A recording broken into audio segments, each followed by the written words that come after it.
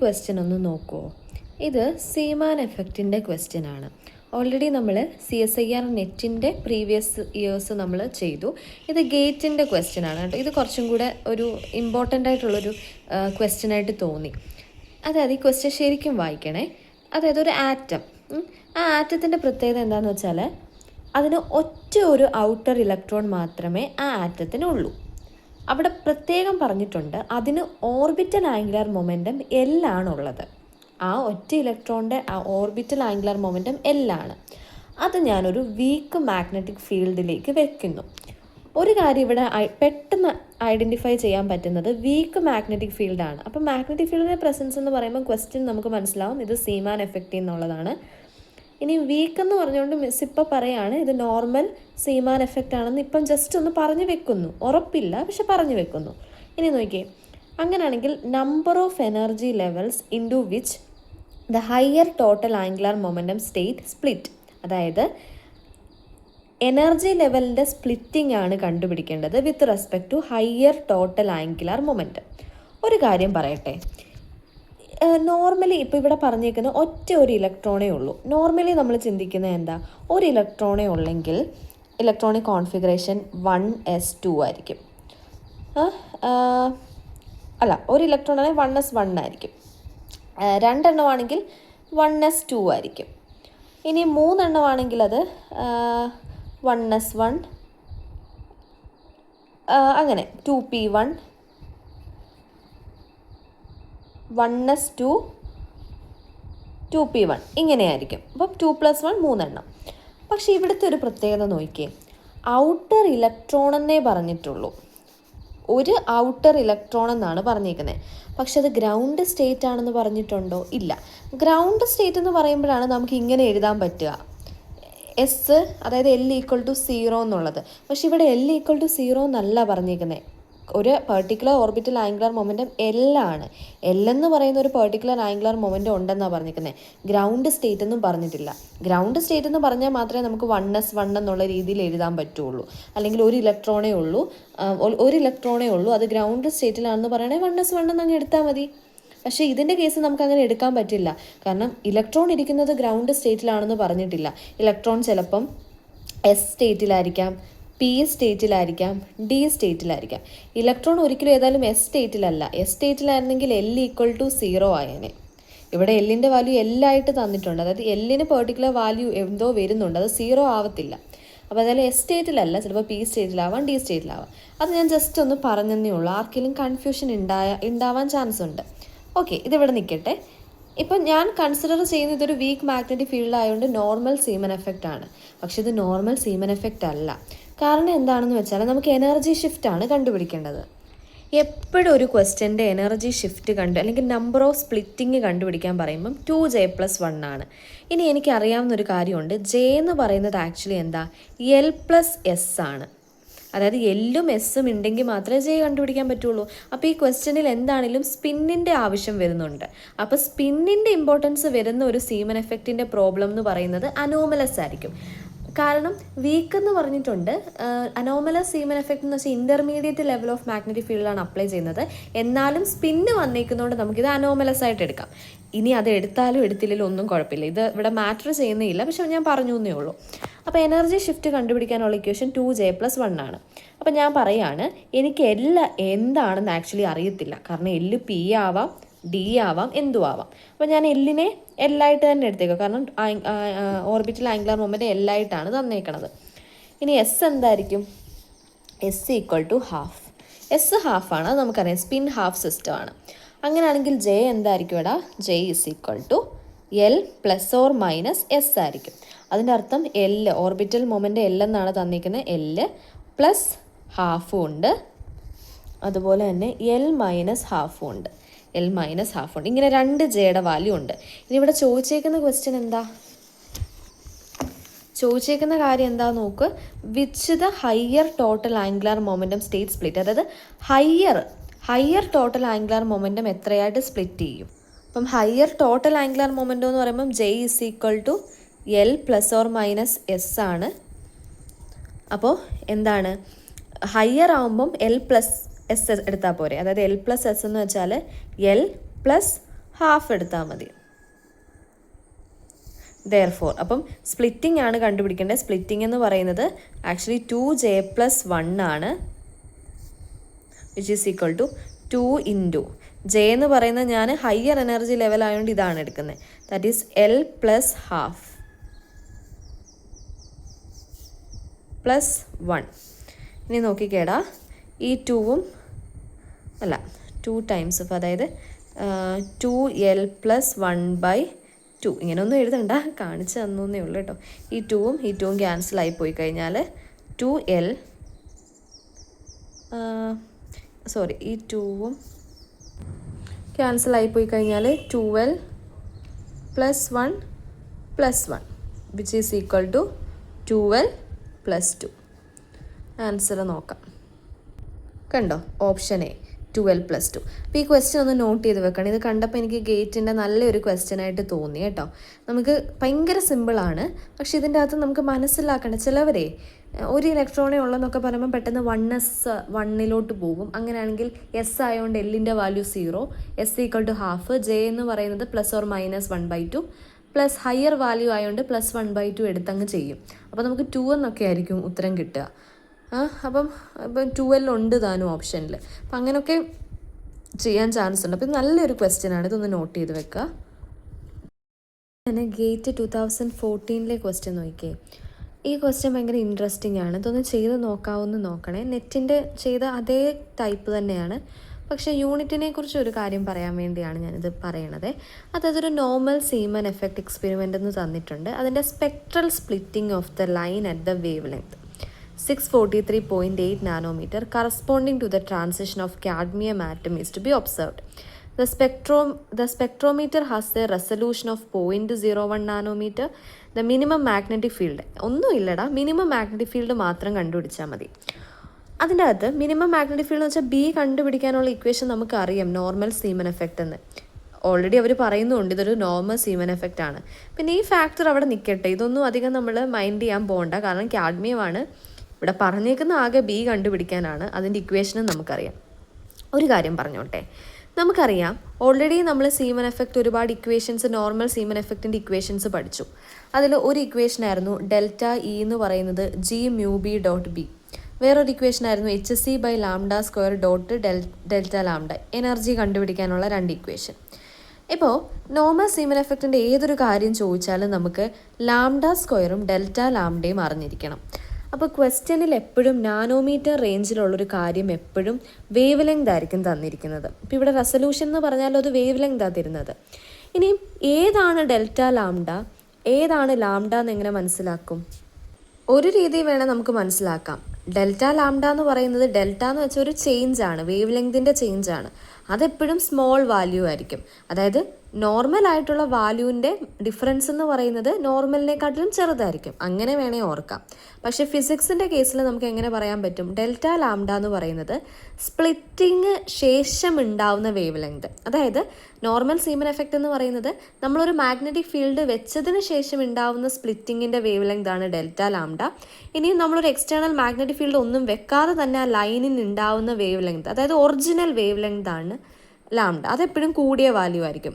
അതൊരു 6 റേഞ്ചിലുള്ള 6000 or 600 റേഞ്ചിലുള്ള nanometre ആയിരിക്കും. അതിൻ്റെ ചേഞ്ച് എപ്പോഴും 0.01, 0.02, 6 ppm അങ്ങനെയൊക്കെ ആയിരിക്കും. അപ്പോൾ അതൊന്നും എനിക്ക് പറയണം എന്നുണ്ടായിരുന്നു. അപ്പോൾ 0.01 എന്ന് വെച്ചാൽ ഇത് ചെറുതാണെന്ന് വെച്ചാൽ ഇത് Δλയും 643 ഒറിജിനലാണ്, അത് ലാംഡയാണ്. പിന്നെ ജസ്റ്റ് ക്വസ്റ്റ്യനിലേക്ക് വന്നു കഴിഞ്ഞാൽ പിന്നെ ഇവിടെ നോക്കിക്കേടാ, ഇത് ഓപ്ഷൻസ് ടെസ്ലയിലാണ് തന്നിരിക്കുന്നത്, ഒരെണ്ണത്തിന് മാത്രം ടെസ്ലയില്ല. അപ്പം യൂണിറ്റും കൂടെ നമ്മൾ പ്രത്യേകം ശ്രദ്ധിക്കണം. ഈ ഒരു കേസ് നോക്കിക്കേ, ഞാൻ എപ്പോഴും പറയുന്ന ഒരു കാര്യം, നമുക്ക് വേവ് ലെങ്തിൻ്റെ കേസാണെന്ന് വിചാരിക്കുക. ഒരു പ്രോബ്ലം നാനോമീറ്ററിലാണ് വേവ് ലെങ്ത് തന്നിരിക്കുന്നതെങ്കിൽ എപ്പോഴും അതിനെ മീറ്ററിലേക്ക് കൺവേർട്ട് ചെയ്തിരിക്കണം. അതാണ് ഏറ്റവും എളുപ്പമുള്ള പ്രോസസ്സ്. അപ്പം നാനോമീറ്ററിനെ നമ്മൾ മീറ്റർ ആക്കണം. കാരണം നമ്മുടെ ക്വസ്റ്റ്യനിലൊക്കെ നോക്കിക്കഴിയുമ്പം സി ഒക്കെ ഉണ്ടല്ലേ, സി എന്ന് പറയുന്നത് m/s ആണ്. അപ്പോൾ അവിടെ ഒരു മീറ്ററിൻ്റെ സാന്നിധ്യമുണ്ട്. അപ്പം എപ്പോഴും നല്ലത് ചെറുതിനെ വലുതാക്കി കൺവേർട്ട് ചെയ്യുന്നതാണ്. അപ്പോൾ എങ്ങനെ കൺവേർട്ട് ചെയ്യാം? നമുക്കറിയാം നാനോമീറ്റർ എന്ന് പറയുമ്പോൾ എപ്പോഴും 10⁹ എന്ന് പറയുന്ന റേഞ്ചിലാണല്ലോ കാണിക്കുക. ഒരു ക്ലൂ ഞാൻ പറഞ്ഞിട്ടില്ലേ, ചെറുതിനെ വലുതാക്കണമെങ്കിൽ, അതായത് നാനോമീറ്ററിനെ ചെറുതിനെ വലുതാക്കണമെങ്കിൽ എന്ത് ചെയ്താൽ മതി? ഇൻറ്റു 10⁻⁻9 ചെയ്താൽ മതി. അപ്പോൾ ഏതിനെയാണ് ഏതാക്കേണ്ടത്, അപ്പോൾ ഏതിനെയാണെന്ന് നോക്കിയാൽ മതി. ചെറുതിൽ നിന്നാണ് തുടങ്ങുന്നതെങ്കിൽ ഇൻറ്റു മൈനസ് ചെയ്യണം. അതായത് ഇപ്പോൾ സെൻറ്റിമീറ്ററിൽ നിന്ന് എനിക്ക് മീറ്റർ ആക്കണ്ടേ വിചാരിക്കാം. സെൻറ്റിമീറ്ററിനെ മീറ്റർ ആക്കാന്ന് വെച്ചാൽ സെൻറ്റിമീറ്ററിന് മീറ്ററിനെക്കാളും ചെറുതാണ്. അപ്പോൾ ഇൻറ്റു 10⁻2 ചെയ്യണം. നേരെ തിരിച്ചാണെങ്കിൽ മീറ്ററിനെ സെൻറ്റിമീറ്റർ ആക്കണമെങ്കിൽ മീറ്റർ വലിയ ആളാണ്, അതായത് 10⁻2 ചെയ്താൽ മതി. അപ്പോൾ മീറ്ററിനെ സെൻറ്റിമീറ്റർ ആക്കാൻ പറ്റും. അപ്പോൾ എപ്പോഴും വേവ് ലെങ്ത് നാനോമീറ്ററിലാണെങ്കിൽ അതിനെ മീറ്ററിലിടുക. അപ്പോൾ അതിനെ മീറ്ററിലാക്കി കൺവേർട്ട് ചെയ്യുക. ഈ ക്വസ്റ്റ്യൻ ഞാൻ എക്സ്പ്ലെയിൻ ചെയ്യുന്നില്ല, ഓൾറെഡി നമുക്ക് അറിയാവുന്ന ടൈപ്പാണ്. ഒന്ന് ജസ്റ്റ് നോക്കുക കേട്ടോ. ഒന്നെങ്കിൽ ഈ രണ്ട് ഇക്വേഷൻസ് ഉപയോഗിച്ച് നമുക്ക് ചെയ്യാം. നെറ്റിൻ്റെ PYQയിൽ ഇട്ടേക്കണ ടൈപ്പ് ഓഫ് ക്വസ്റ്റ്യൻ തന്നെയാണ്. ഇപ്പോൾ യൂണിറ്റിനെ കുറിച്ച് പറയാൻ വേണ്ടിയായിരുന്നു. അപ്പോൾ യൂണിറ്റ് നമ്മൾ കൺവേർട്ട് ചെയ്യുമ്പോൾ കറക്റ്റ് നമുക്ക് 0.17 എന്ന് കിട്ടും. അപ്പോൾ നമുക്ക് ഓൾറെഡി അറിയാം അത് ടെസ്ലയാണ്, കാരണം ഓപ്ഷൻ വെച്ച് കമ്പയർ ചെയ്യുമ്പോൾ അത് എന്താണെങ്കിലും ടെസ്ലയാണ്. അപ്പോൾ ഇവിടെ ഇപ്പം കണ്ടോ, ഇപ്പോൾ നമ്മളിപ്പം ഈ മീറ്ററിലേക്ക്, അതായത് നാനോമീറ്ററിനെ മീറ്ററിലേക്ക് കൺവേർട്ട് ചെയ്തില്ലെങ്കിലുള്ള പ്രശ്നം എന്താണെന്നറിയോ, നമുക്കിപ്പോൾ ഈ 5.17 എന്നൊക്കെ ഉത്തരം കിട്ടും. അപ്പോൾ നോക്കിയേടാ, ഇവിടെ 5.2 ഉണ്ട്. അപ്പോൾ നമ്മൾ നോർമലി ഒരാൾ 5.2 അങ്ങ് മാർക്ക് ചെയ്യും. അപ്പോൾ അത് തെറ്റാണ്. അപ്പോൾ ഫിസിക്സിൻ്റെ എയിം എന്ന് പറയുന്നതിൻ്റെ യൂണിറ്റ്സ് കറക്റ്റ് ആക്കുക. അപ്പോൾ നാനോമീറ്റർ ഉണ്ടെങ്കിൽ മീറ്റർ ആക്കുക. അപ്പോൾ എല്ലാം മീറ്ററിൽ ഇടുന്നതാണ്. ഇപ്പോൾ ഒരു ലെങ്ത് സെൻറ്റിമീറ്ററിലാണെങ്കിൽ നമ്മളത് മീറ്ററിലാക്കുന്നതാണ് നല്ലത്. അപ്പം ഇത് ഏതായാലും ഒന്ന് നോട്ട് ചെയ്ത് വെക്കുക കേട്ടോ. പിന്നെ ഒന്നെങ്കിൽ ഇതിങ്ങനെ ചെയ്യാം, അല്ലെങ്കിൽ വേറൊരു കുറച്ചും കൂടെ സിമ്പിളായിട്ട് ഈ ഇക്വേഷൻ നമ്മൾ ഓൾറെഡി പഠിച്ചിട്ടുണ്ട്. ഈ ഇക്വേഷൻ സബ്സ്റ്റിറ്റ്യൂട്ട് ചെയ്താലും മതി. അതുകൊണ്ടാണ് ക്വസ്റ്റ്യനിൽ ഇയുടെ വാല്യൂവും സിയുടെ വാല്യൂ ഒക്കെ കൊടുത്തേക്കണത്. ഇങ്ങനെയും ചെയ്താലും ഇത് തന്നെ കിട്ടും. അപ്പോൾ ഇതിനെന്തെങ്കിലും ഡൗട്ട് ഉണ്ടെങ്കിൽ ചോദിക്കട്ടോ, കാരണം ഇത് ഓൾറെഡി CSIR നെറ്റിന് ഡിസ്കസ് ചെയ്തത് തന്നെയാണ്. I just wanted to talk about how you can identify which is lambda and which is delta lambda and how you convert the units. Okay. ഈ മൂന്നാമത്തെ ക്വസ്റ്റ്യൻ ഒന്ന് നോക്കുമോ. The number of normal Seemann splitting components of 1p to 1d transition is. Question gate 2014 ചോദിച്ച question ആണ് കേട്ടോ. അതായത് number of അതായത് ഈ ഒരു സ്പ്ലിറ്റിംഗ് അല്ലെങ്കിൽ ഈ ഒരു ട്രാൻസിഷൻ നടക്കുമ്പോൾ എന്തുമാത്രം സ്പ്ലിറ്റിംഗ് കമ്പോണൻസ് ഇവിടെ ഉണ്ടാകും, അതിൻ്റെ നമ്പറാണ് ചോദിച്ചേക്കണത്. നമുക്ക് ഓൾറെഡി അറിയാം, നെറ്റിൽ നമ്മൾ പറഞ്ഞായിരുന്നു ΔMJ = 0 ± 1 സെലക്ഷൻ റൂൾ ഉപയോഗിച്ച് വേണം ചെയ്യാനെന്നുള്ളത്. പക്ഷേ ഈ ക്വസ്റ്റ്യൻ ഒന്ന് ശ്രദ്ധിച്ച് നോക്കിയേ. ഇവിടെ അപ്പം അത്രയും ഇപ്പം ഇവിടെ Pയും Dയും ഒക്കെയാണ് തന്നേക്കുന്നത്. അപ്പോൾ ഒരുപാട് MJ വാല്യൂസ് ഒക്കെ നമുക്ക് എഴുതേണ്ടതായിട്ട് വരും. അത്രയും ടൈമൊന്നും നമുക്ക് ഗേറ്റിന് കളയാനായിട്ടില്ല ആക്ച്വലി. അപ്പോൾ ക്വസ്റ്റ്യനിലേക്ക് ഒന്ന് ശ്രദ്ധിച്ച് നോക്കിയാൽ ഇവിടെ ഒരു ഹിൻ്റ് ഉണ്ട്. നോർമൽ സീമാൻ സ്പ്ലിറ്റിംഗ് എന്നാണ് തന്നിരിക്കുന്നത്. അതായത് നോർമലായിട്ടുള്ള സീമാൻ സ്പ്ലിറ്റിംഗ് ആണ് ഇവിടെ നടക്കുന്നത്. കൺസെപ്റ്റ് അറിയാവുന്നൊരു കുട്ടിക്ക് മനസ്സിലാവും. നോർമൽ സീമാൻ സ്പ്ലിറ്റിംഗ് എന്ന് പറയുമ്പോൾ നോർമൽ സീമൻ എഫക്റ്റിൽ ആകെ 3 കമ്പോണൻറ്റുകളായിട്ട് മാത്രമേ സ്പെക്ട്രൽ ലൈന് സ്പ്ലിറ്റ് ചെയ്യത്തുള്ളൂ. കണ്ണടച്ചെഴുതാം, 3 is the answer. If you are not aware with the concept, what you have do is എന്ത് ചെയ്യും, ജെയുടെ MJ വാല്യൂസ് ഒക്കെ എഴുതാനായിട്ട് പോകും. നോർമൽ സീമൻ സ്പ്ലിറ്റിങ്ങിൽ ഒരിക്കലും നമ്മൾ ഡിഫറെൻറ്റ് കമ്പോണൻസ് എടുക്കില്ല. ആകെ 3 കമ്പോണൻസ് മാത്രമേ ഉള്ളൂ. എവിടെ നോർമൽ സീമൻ എന്ന് കണ്ടാലും അതിൻ്റെ നമ്പർ ഓഫ് കമ്പോണൻസ് എന്ന് പറയുന്നത് 3 ആയിരിക്കും. ഓക്കെ. അതുപോലെ തന്നെ ഗേറ്റിന് ഇമ്പോർട്ടൻ്റ് ആയിട്ടുള്ളൊരു കൺസെപ്റ്റാണിത് കേട്ടോ. അതായത് ഞാൻ പറഞ്ഞുല്ലോ, നോർമൽ സീമൻ എഫക്റ്റ് എന്ന് പറയുമ്പോൾ 3 കമ്പോണൻസ് ആയിട്ട് തിരിയും. ദാറ്റ് ഈസ് ആ 3 കമ്പോണൻസ് ഏതൊക്കെയാണെന്നറിയാമോ?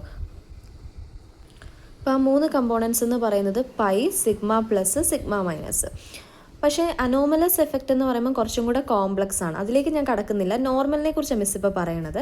അപ്പോൾ pi, sigma plus, sigma minus. Pi എന്ന് പറയുന്നത് എപ്പോഴാണ് കിട്ടുക എന്നറിയോ? പൈ എന്ന് പറയുന്നത് പ്രത്യേകിച്ച് ഷിഫ്റ്റ് ഇല്ല, സെൻറ്ററിലുള്ളൊരു ലൈനായിരിക്കും. അതായത് ΔMൻ്റെ വാല്യൂ 0 ആണ്. നമുക്കറിയാലോ ΔMJ = 0 ± ആണ് selection rule for Zeeman effect. 0 ആവുന്ന കേസിലാണ് പൈ കിട്ടുന്നത്. പൈനെ വിളിക്കുന്ന പേര് ലീനിയർലി പോളറൈസ്ഡ് എന്നാണ്. Linearly polarised. അപ്പോൾ പൈയുടെ പേരെന്താണ്? പൈ ഇങ്ങനെ എഴുതുന്ന L എന്നങ്ങ് ഓർത്തോണം. മുകളിലിട്ട് വരച്ചത് L അല്ലേ. അപ്പോൾ ലീനിയർലി പോളറൈസ്ഡ്. ഇനി സിഗ്മ പ്ലസും സിഗ്മ മൈനസ് എന്ന് പറയുമ്പം ΔM+1ഉം ΔM-1ഉം. ΔM+1 ആകുമ്പോൾ സിഗ്മ പ്ലസും -1 ആകുമ്പോൾ സിഗ്മ മൈനസ്. അപ്പോൾ നമ്മളോട് ക്വസ്റ്റ്യൻ ചോദിക്കാം, ΔM 0 ആകുമ്പോൾ കിട്ടുന്നത് എന്താ? പൈ. -1 ആകുമ്പോൾ കിട്ടുന്നത് എന്താ? അപ്പോൾ ഈ സിഗ്മേനെ വിളിക്കുന്ന പേര് സർക്കുലർലി പോളറൈസ്ഡ്. ഇപ്പോൾ നമ്മൾ ഇങ്ങനെ ഒരു ഇത് വരച്ചാൽ സിമ്പിളായിട്ട് നമുക്ക് സർക്കിളായിട്ട് മാറ്റാമല്ലോ, അത് ഓർത്താൽ മതി. പൈനേക്കാട്ടിലും നമുക്കൊരു സർക്കിൾ ആക്കാൻ പറ്റുന്നത് സിഗ്മേനെ അല്ലേ, അത് ഞാൻ ട്രിക്കിന് വേണ്ടി പറഞ്ഞതാണ്. അപ്പോൾ അത് സർക്കുലർലി പോളറൈസ്ഡ് ആണെന്ന് ഓർക്കുക. ഏറ്റവും ഇമ്പോർട്ടൻ്റ് ആയിട്ട് ഇവിടെ ഓർക്കേണ്ടത്, അതിന് മുമ്പായിട്ട് ജസ്റ്റ് ഒരു ക്വസ്റ്റ്യൻ നോക്കട്ടെ. 1p12 ഇതൊരു സാമ്പിൾ ക്വസ്റ്റ്യൻ ആണ്. 1p12 1s0 കമ്പോണൻസ് എന്താണെങ്കിലും നോർമൽ സീമൻ എഫക്റ്റ് ആണ് തന്നിട്ടുണ്ട്. 3 കമ്പോണൻസേ ആകെ വരുള്ളൂ നോർമൽ സീമൻ എഫക്റ്റ് ആകുമ്പോൾ. പക്ഷേ ഏതൊക്കെ കമ്പോണൻ്റ് ആണെന്ന് അറിയണം. അപ്പം പി ആകുമ്പോൾ L=1 ആണ്, എസ് ആകുമ്പോൾ L=0 ആണ്. അപ്പം L=1 മാത്രം എടുത്താൽ മതി. ഏത് കമ്പോണൻ്റ് ആണെന്ന് അറിയാൻ ML-ൻ്റെ വാല്യൂ എഴുതണം. ML=L1 ആണെങ്കിൽ ML എന്ന് പറയുന്നത് -L തൊട്ട് +L വരെ, അതായത് -1 0 1. അപ്പോൾ ML-ൻ്റെ വാല്യൂ -1 0 1. ML -1 ആകുമ്പോൾ -σ, 0 ആകുമ്പോൾ π, 1 ആകുമ്പോൾ +σ. അപ്പോൾ 3 കമ്പോണൻസ് കിട്ടി. അങ്ങനെയാണെങ്കിൽ 2 സിഗ്മ വാല്യൂ 1 π വാല്യൂ ആണ് ഇതിൻ്റെ കമ്പോണൻറ്റ്. ഓക്കെ, ഏറ്റവും ഇമ്പോർട്ടൻ്റ് ആയിട്ട് ഗേറ്റിന് ചോദിക്കാൻ ചാൻസ് ഉള്ളത് ഇതാണ്. അതായത് നമ്മൾ പറയുകയാണ് ഒരു നോർമൽ സീമൻ എഫക്റ്റിലെ മാഗ്നറ്റിക് ഫീൽഡ് പാരലലായിട്ടാണ് അപ്ലൈ ചെയ്തേക്കുന്നത്. എന്ത് സംഭവിക്കും? പാരലലായിട്ടാണ് അപ്ലൈ ചെയ്യുന്നതെങ്കിൽ നമുക്ക് സിഗ്മ ലൈൻസ് മാത്രമേ കാണാൻ പറ്റുള്ളൂ, അതായത് സർക്കുലർലി പോളറൈസ്ഡ് ആണ്. അപ്പം പാരലലായിട്ടാണെങ്കിൽ നമുക്ക് സിഗ്മ ലൈൻസിനെ കാണാൻ പറ്റുള്ളൂ, സിഗ്മ ലൈൻസിനെ മാത്രമേ കാണാൻ പറ്റുള്ളൂ.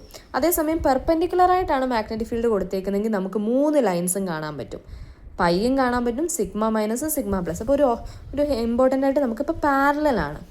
ഇപ്പോൾ പാരലലാണെങ്കിൽ ഞാൻ പറയുന്നു എനിക്ക് സിഗ്മ ലൈൻ മാത്രമേ കാണാൻ പറ്റൂ. അതിനൊരു ക്ലൂ ആയിട്ട് പറഞ്ഞാൽ ഇവിടെ ഒരു കുനിപ്പിട്ടാൽ പോരെ പാരലൽ എന്ന് പറയുമ്പോൾ. അപ്പോൾ ഇത് മാത്രമേ കാണുള്ളൂ. അതേസമയം പെർപെൻഡിക്കുലർ ആണെങ്കിൽ എനിക്കിവിടെ ഒരു പാരലലും കാണാൻ പറ്റും, ഇത് വേണമെങ്കിൽ എനിക്ക് സർക്കിളും വരയ്ക്കാൻ പറ്റും. അങ്ങനെ ഓർത്താൽ മതി പെർപെൻഡിക്കുലറിൻ്റെ കേസിൽ. അപ്പോൾ പാരലൽ എന്ന് പറയുമ്പോൾ സിഗ്മ ലൈൻസും പെർപെൻഡിക്കുലർ എന്ന് പറയുമ്പോൾ 3ഉം കാണാൻ പറ്റും. ഓക്കെ, അപ്പോൾ ഇത് വെച്ചിട്ടൊരു പ്രോബ്ലം നോക്കാം. ഗേറ്റ് 2022 ചോദിച്ചേക്കണതാണ്. Normal Zeeman lines observed parallel and perpendicular to the magnetic field. അപ്പോൾ ഇതൊരു MSQ ആണ്, അതായത് ഒന്നിലധികം ഓപ്ഷൻ ഉള്ള ഒരു ക്വസ്റ്റ്യൻ ആണ്. ഇതിലേതാണ് റൈറ്റ്? പാരലൽ ആകുവാണെങ്കിൽ എന്ത് കാണാൻ പറ്റും?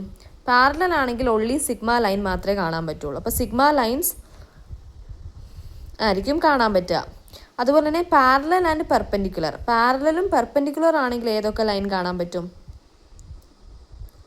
പൈ ലൈൻസ് കാണാൻ പറ്റും, pi lines perpendicular to the plane. അതുപോലെ തന്നെ sigma lines perpendicular to the plane. ഇനി പാരലൽ ആണെങ്കിൽ എന്ത് മാത്രമേ കാണാൻ പറ്റുള്ളൂ? Only sigma lines are observed parallel to the field. ഇത് തെറ്റല്ലേ? Only pi lines are observed. Parallel ആണെങ്കിൽ ഒരിക്കലും നമുക്ക് പൈ ലൈൻസ് കാണാൻ പറ്റില്ല. അപ്പോൾ ഓപ്ഷൻ 1 തെറ്റാണ്, ഓപ്ഷൻ ബി ശരിയാണ്. കാരണം പെർപെൻഡിക്കുലർ ആണെങ്കിൽ സിഗ്മ ലൈൻസ് കാണാൻ പറ്റും, പെർപെൻഡിക്കുലർ ആണെങ്കിൽ പൈ ലൈൻസും കാണാൻ പറ്റും. ഇനി പാരലൽ ആണെങ്കിൽ സിഗ്മ ലൈൻ മാത്രമേ കാണാൻ പറ്റുള്ളൂ. അപ്പോൾ ഈ 3 ഓപ്ഷൻ BCD ശരിയാണ്, എ എന്ന് പറയുന്നത് ഇൻകറക്റ്റ് ആണ്. ഓക്കെ, മനസ്സിലായെന്ന് വിശ്വസിക്കുന്നു. റീസെൻ്റ് ആയിട്ടുള്ള ക്വസ്റ്റ്യൻ ആണ് കേട്ടോ ഗേറ്റിൻ്റെ.